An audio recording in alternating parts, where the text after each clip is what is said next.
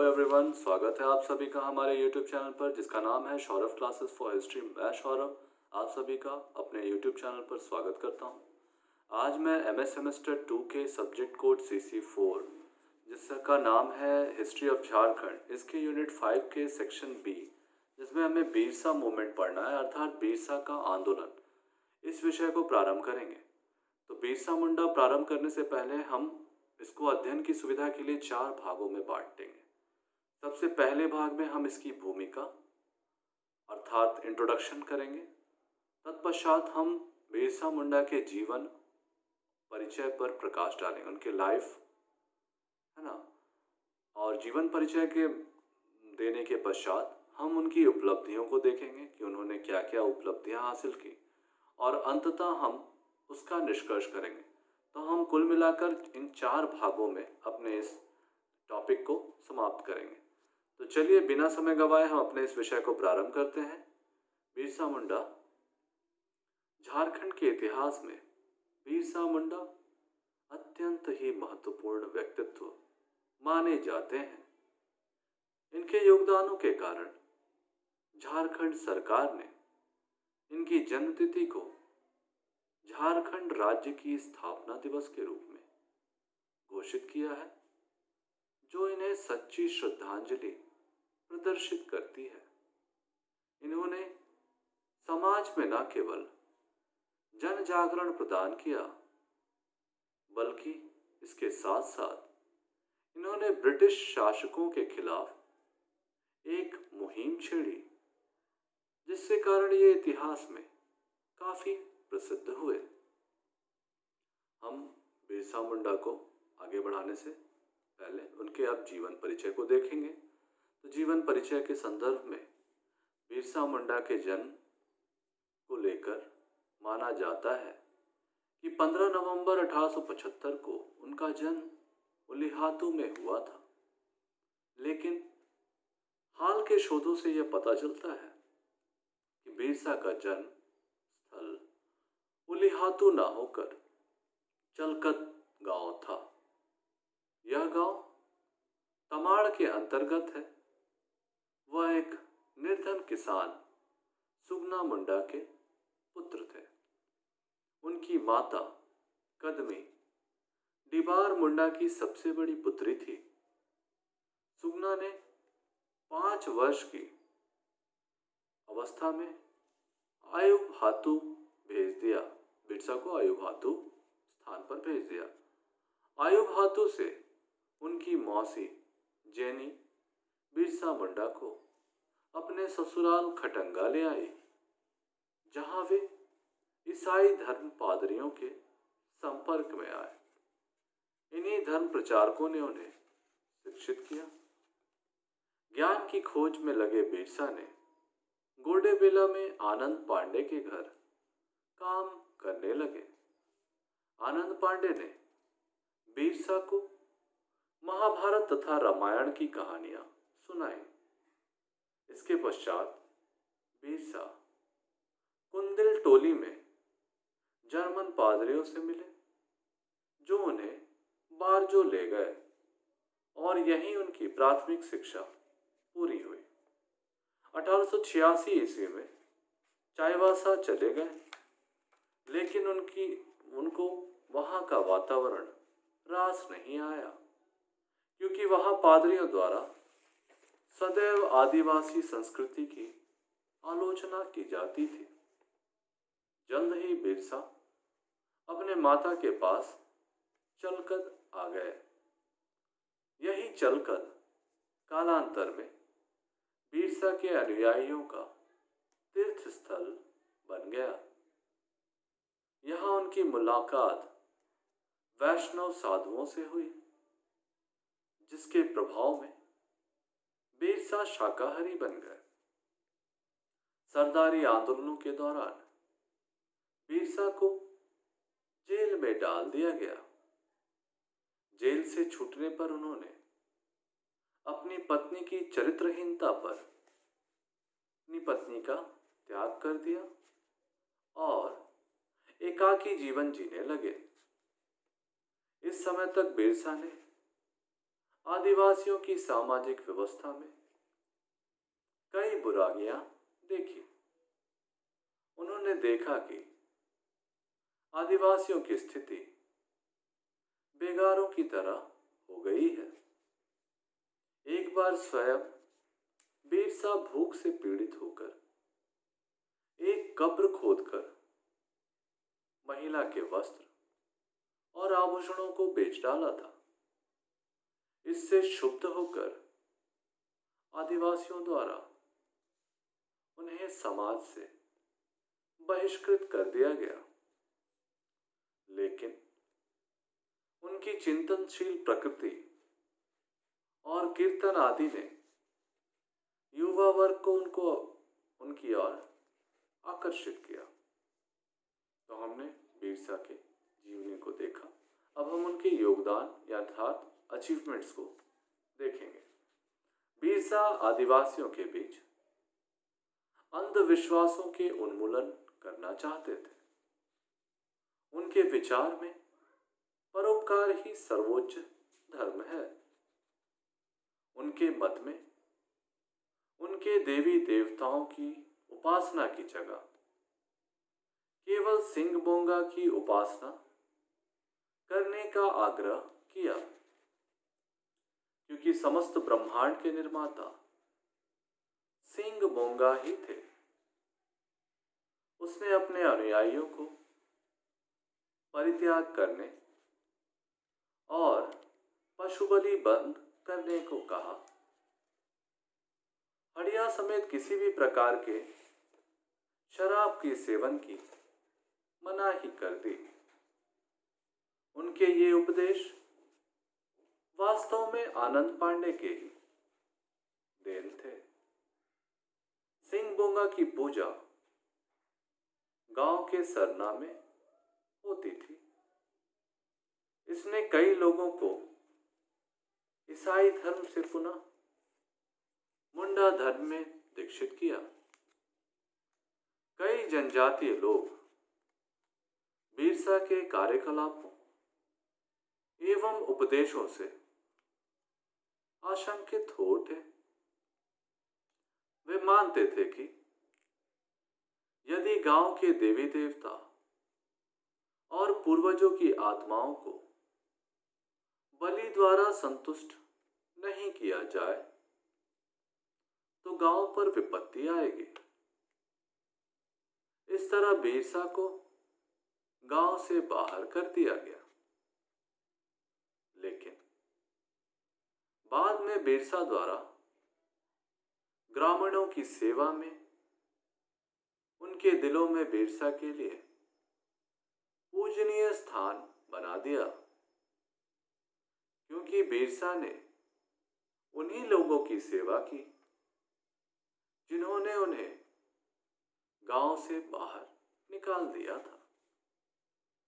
1895 ईस्वी में चलकद में एक महामारी फैली।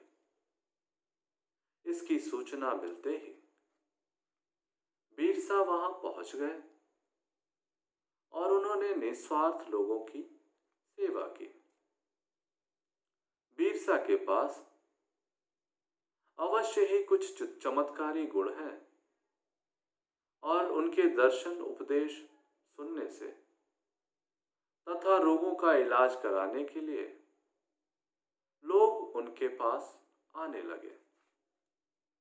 बिरसा ने यह भी कहा कि प्रलय के बाद वह राजा बन जाएगा और सरकार उनका कुछ नहीं बिगाड़ पाएगी। जब उस पर गोलियां बरसाई जाएंगी तो वे गोलियां पानी बन जाएंगे। बिरसा के क्रियाकलापों की गतिविधियां जोर पकड़ती जा रही थी। छोटा नागपुर के कमिश्नर ग्रिमले ने सुझाव दिया कि बिरसा को पागल या शांति भंग करने वाले व्यक्ति के तहत कार्रवाई द्वारा पकड़ लिया जाए। वास्तव में ईसाई मिशनरी बिरसा की बढ़ती लोकप्रियता को धर्म प्रचार में बाधक मानने लगे। उन्होंने सरकार से बिरसा की शिकायत भी की। आगे चलकर सरदारी आंदोलन के प्रभाव से बिरसा के उपदेशों का स्वर ही बदल गया।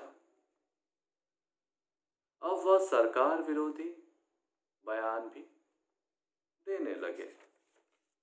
अतः बिरसा एवं उनके अनुयायियों को गिरफ्तार कर लिया गया और उन्हें 2.5 वर्ष की सजा हुई। बिरसा की गिरफ्तारी की सूचना आदिवासियों के बीच आग की तरह फैल गई। वे चाहते थे कि उनके धरती आबा, अर्थात धरती आबा का मतलब भगवान होता है, तो उनके धरती आबा अर्थात भगवान के साथ उन्हें भी भेज दिया जाए।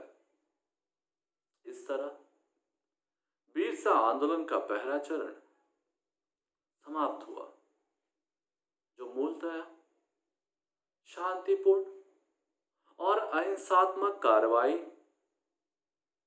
पर आधारित था। बिरसा आंदोलन का दूसरा चरण तब प्रारंभ हुआ जब बिरसा 1897 ईस्वी को जेल से रिहा हुए।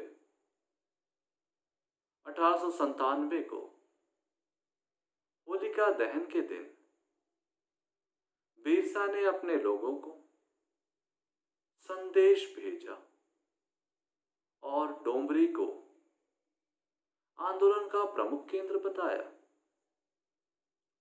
मुंडा क्षेत्र के सभी प्रदेशों से आए मुंडाओं की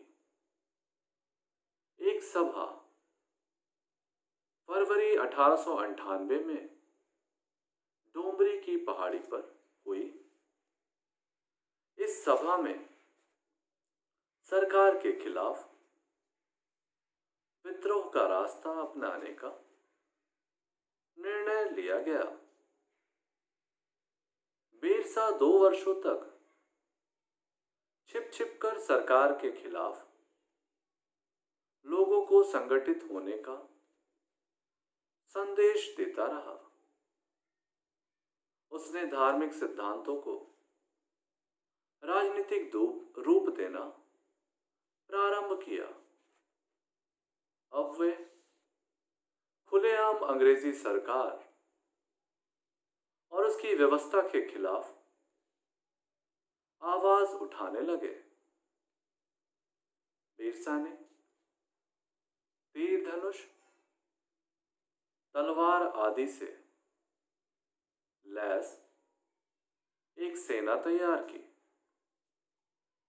बिरसा सेना के सदस्य रांची, खूंटी, बुंडू, तमाड़, कुरपा, बसिया और चक्रधरपुर आदि में फैल चुके थे। सेना का मुख्यालय खूंटी में था। बिरसा के अनुयायी इन प्रदेशों में सभाओं का आयोजन कर रहे थे। विद्रोह 25 दिसंबर 1899 को प्रारंभ हुआ। विद्रोहियों ने मुरहू मिशन तथा बारजो मिशन पर हमले किए। रांची के जर्मन मिशन पर भी हमला करने का प्रयास किया गया। 6 जनवरी 1900 को एक पुलिस दल पर हमला कर दिया गया। इन विद्रोही गतिविधियों का प्रत्युत्तर में अंग्रेजों ने दमन चक्र प्रारंभ किया और आंदोलन को बुरी तरह से कुचल दिया। इसके बावजूद बिरसा अंग्रेजों की गिरफ्त में नहीं आए। इस पर अंग्रेजों ने बिरसा को पकड़वाने के लिए 500 रुपए इनाम की घोषणा की। इस इनाम की लालच में बिरसा को अपने ही साथियों जगमोहन सिंह और वीर सिंह महली ने 3 मार्च 1900 को पकड़वा दिया। जेल में बिरसा का स्वास्थ्य बिगड़ गया और वहां वे हैजे की चपेट में आ गए, जिस कारण उनकी मृत्यु 9 जून 1900 को जेल में ही हो गई। इस प्रकार एक क्रांतिकारी व्यक्तित्व एवं महान पुरुष का अंत हो गया। तो इस प्रकार हमने बिरसा मुंडा की जन्म एवं उनके उपलब्धियों पर प्रकाश डाला। अब अंततः हम उनका निष्कर्ष करेंगे तो हम निष्कर्ष में पाते हैं कि बिरसा मुंडा की जीवनी एवं उपलब्धियों को देखने के पश्चात हमें यह सरल ही आभास हो जाता है कि बिरसा ने अत्यंत कठिन परिस्थितियों में जीवन के उतार चढ़ावों को देखा। इसके साथ साथ उन्होंने आदिवासी समाज में फैली कुरीतियों एवं रूढ़िवादी मान्यताओं को समाप्त करने के लिए जोरदार पहल की। उन्होंने सभी आदिवासियों को एकजुट करके एक सशक्त आंदोलन चलाया, लेकिन दुर्भाग्यवश 25 वर्ष की अवस्था में ही उनकी मृत्यु हो गई। इसके बावजूद जब हम उनकी उपलब्धियों का विश्लेषण करते हैं कि महज 25 वर्ष की अवस्था में बिरसा मुंडा ने वह कार्य कर दिया जो इतिहास में किसी भी व्यक्ति को महान बनाता है। इसी कारण झारखंड सरकार ने बिरसा की जन्मतिथि अर्थात 15 नवंबर को झारखंड स्थापना दिवस के रूप में मनाने का निर्णय लिया, जो बिरसा मुंडा को झारखंड सरकार की ओर से एक सच्ची श्रद्धांजलि अर्पित करती है। इस प्रकार हमारा यह विषय बिरसा आंदोलन यहाँ समाप्त होता है।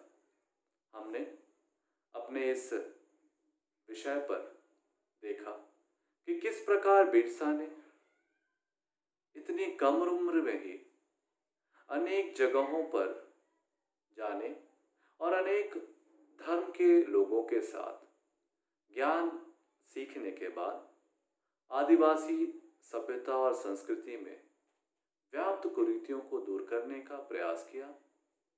धीरे धीरे आगे चलकर उन्होंने आदिवासियों को एकजुट कर एक राजनीतिक संघर्ष प्रारंभ किया तथा उनकी जो कार्यवाही थी उसके कारण उन्हें पकड़कर जेल में भी डाल दिया गया। लेकिन जेल से छूटने के पश्चात उन्होंने अपनी गतिविधियों को और भी ज्यादा उग्र बना दिया और सीधे ब्रिटिशों से लोहा लेने के लिए आदिवासियों को एकजुट किया और ब्रिटिशों के साथ सशस्त्र संघर्ष प्रारंभ किया। यद्यपि उनके आंदोलन को बुरी तरह से कुचल दिया गया, लेकिन बिरसा तब भी उनकी गिरफ्त में नहीं आ पाए। लेकिन अपने ही साथियों के विश्वासघात के कारण बिरसा को उसके साथियों ने पकड़ा दिया, जिसके कारण जेल में उन्हें हैजे की चपेट में आने के कारण मृत्यु मृत्यु के शिकार हो गए।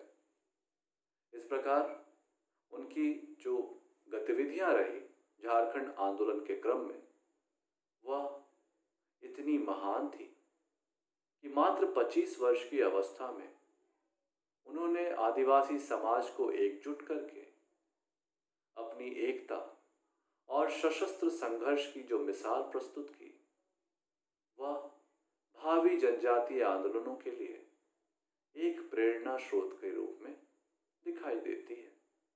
इसलिए बिरसा मुंडा का आंदोलन सदैव के लिए इतिहास के पृष्ठों में स्वर्णिम अक्षरों में अंकित किया जाता है। तो हम अपने इस विषय को यहाँ विराम लगाते हैं। हमें उम्मीद है कि आप इस विषय को अच्छे से समझ गए होंगे। यदि आपकी कोई समस्या हो या कोई सवाल हो, आप हमें कमेंट में अपने सवाल दे सकते हैं। हम उनके प्रश्नों का उत्तर यथाशीघ्र देने का प्रयत्न करेंगे। आज के लिए बस इतना ही। हम अगले विषय के साथ अगले क्लास में फिर मिलेंगे। तब तक के लिए धन्यवाद।